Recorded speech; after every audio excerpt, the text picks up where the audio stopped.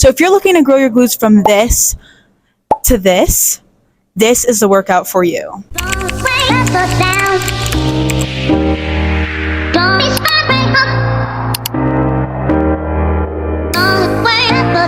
Hi guys, my name is Jess. If you're new here, welcome to my channel. If you're old, it's so nice to have you back. So today we are at the gym in a new undisclosed location. Today we're going to be doing a beginner glute workout I first did when I first started lifting. I'm going to do it again, but at the level of skill I have now as somebody who's been lifting for almost 3 years. We're going to be following a workout I did in the middle of 2021. We're going to be tweaking and improving form, technique, all that good stuff to have a more effective workout, but with a beginner workout. If you're a beginner in the gym and you feel like you're working really hard and the results just aren't paying off, I think this video would be very helpful to you. Honestly, just everything I wish I had done when I initially did this workout back in 2021. I fell into this skinny fat stage. I had lost a bunch of fat, still had a pretty high body fat percentage. I was not seeing a lot of muscle growth. I was in the gym like 4 to 5 times a week.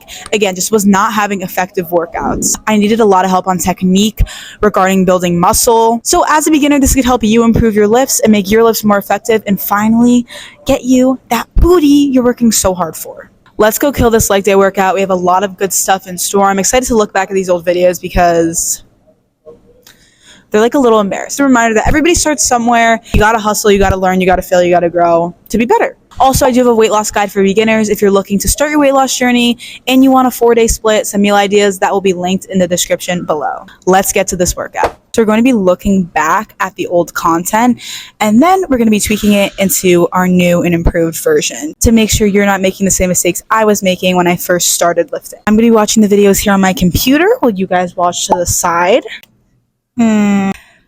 All right, to begin, I was moving my upper body way too much. When you're performing compound movements for your lower body, like hip thrust or an RDL, you want to make sure your hips are hinging and you're not really moving your upper body much. I was also just lifting way too heavy at this stage. I was really big on ego lifting at this stage of my gym journey because I did see a lot of progress from my weight loss, but it didn't come from the gym per se. It was a lot about eating, which I do talk a lot about on my socials if you want to follow them there. A lot of your weight loss progress is not made from the gym. It is made from what you put in your body, i.e. the food you eat. So I was very big on ego lifting because I was seeing a lot of progress. I thought I kind of could just do anything in the gym. So I wasn't very mindful with my form because I came from a heavier weight. Progress was being made super quick. But the more you get into lifting and building muscle, you will quickly see that form and technique matters. Especially for hip thrusts and for compounds, you're supposed to be lifting heavy, but do not let it compromise your form. That is going to get you injured, make you put in a lot of hard work and not get the results you are putting that work in for. Okay, so now that we've looked at the old video, we kind of know what we have to improve. Let's do hip thrusts the correct way.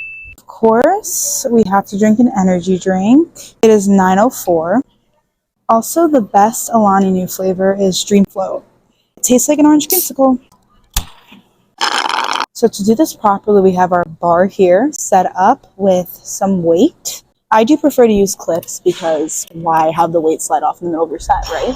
We're also going to need a hip thrust pad or a yoga mat, anything that you can put under the bar so it doesn't bruise your hips because that has happened to me more times than not. So you don't want to hurt your hips because this is painful. And then when my Dream Float's resting on, I need a foam block like this or those stacky things you could stack. I normally would prefer this to be a little bit higher, but not as high as a normal bench. So it really depends on your height. You just want to make sure your shoulder blades are aligned to the edge of the foam block. All right, so we're just going to roll this on us.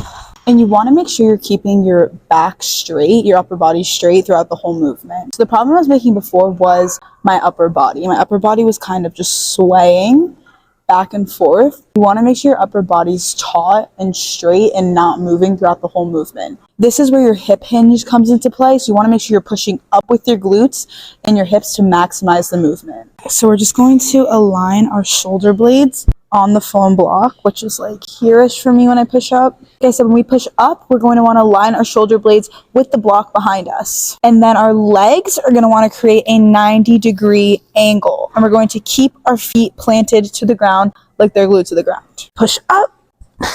As you can see, it's a full movement. My upper body is straight, driving up with my glutes. So when I get tired of doing full range, I'll do pulses, little bounces at the top. Hold when you really want to max out those glutes. and slam it on the floor because those are fucking difficult. So like I said, my favorite way to end and max out glute burnout during a set of hip thrusts is to do full range, move into pulses, and then end with a hold. Your glutes will be on fire.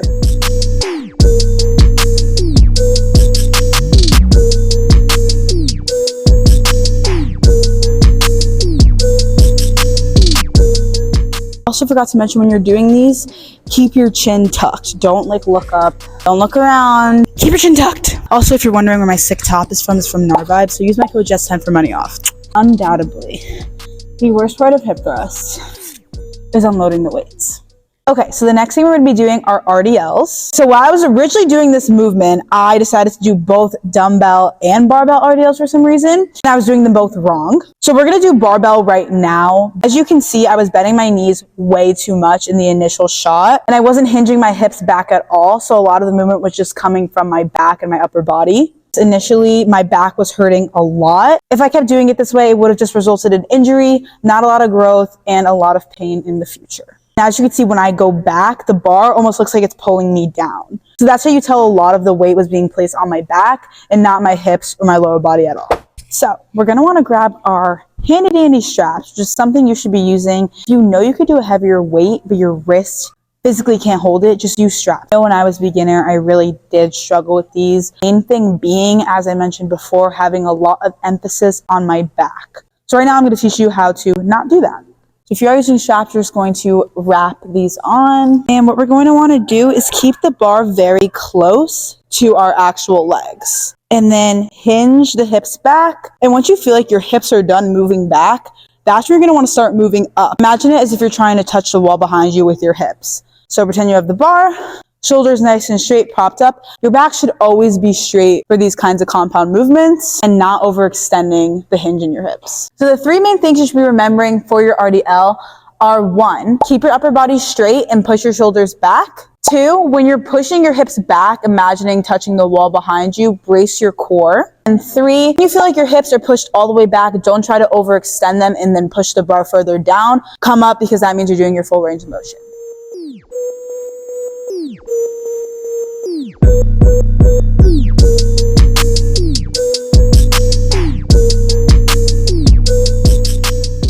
Our next movement are Bulgarian split squats. These are my favorite for glute growth. They hurt like a bitch, but they work good. As you can see, in the old way I was doing it, I was making it very quad focused when I was trying to make it glute biased. But my stance was very close together, so it did place a lot of emphasis on my quads. So the nice thing about Bulgarian split squats is you could do 2 different types of stances, which place emphasis on different parts of your leg. The old stance I was doing was a very close together stance, which, like I said before, placed a lot of emphasis on my quad. But today we're going to be tweaking that to do a little bit of a wider stance to place more emphasis on our glutes and our hamstring. So as you can see, I was going way too fast when I was initially performing the movement. I was minimizing my time under tension, which you do want to maximize to get the fullest glute burnout. Okay, so while you're performing your Bulgarian split squat, you could use dumbbells, which I'm going to be using today, or kettlebell that does provide a little bit of an easier grip. All right, so putting one foot back, I'm going to be touching our toe here.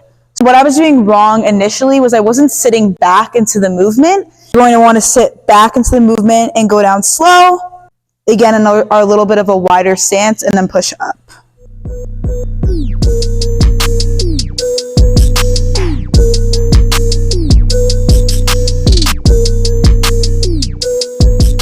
So our next accessory movement is going to be a sumo squat using a dumbbell. Looking at our old video from 2021, I was using way too light of a weight. Something like a sumo squat is supposed to be heavy. You're not compromising your form for the weight, but you should be using a fairly heavy weight. Again, you can use the straps for help. So I feel like I was having a lot of the same problems back in 2021 when I was performing a lot of these movements. My movement's just not controlled enough. I'm going way too fast, not maximizing my time under tension, wasn't using my glutes to push me up and squeeze. And yeah, now we're gonna improve it.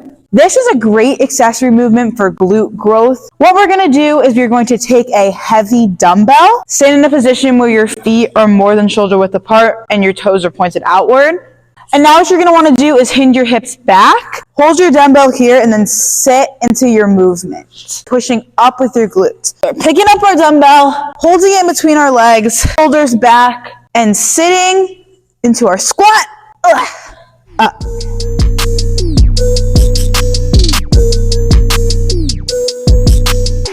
Okay, we are going to end this juicy leg day with a nice little hamstring burnout. So I wasn't doing too much wrong in this initial video. I was just very quick with the movements, was not maximizing my time under tension, was not burning out my muscles to the fullest capacity. All right, so now we're just going to slow down the movement, add a little drop set, and make sure we burn those glutes out for a fire glute day. We're gonna choose a nice heavy weight here, and then we're going to go slow on the eccentric. So we're gonna go up slower than we go down. Really feel a burn in your hamstring if you do this.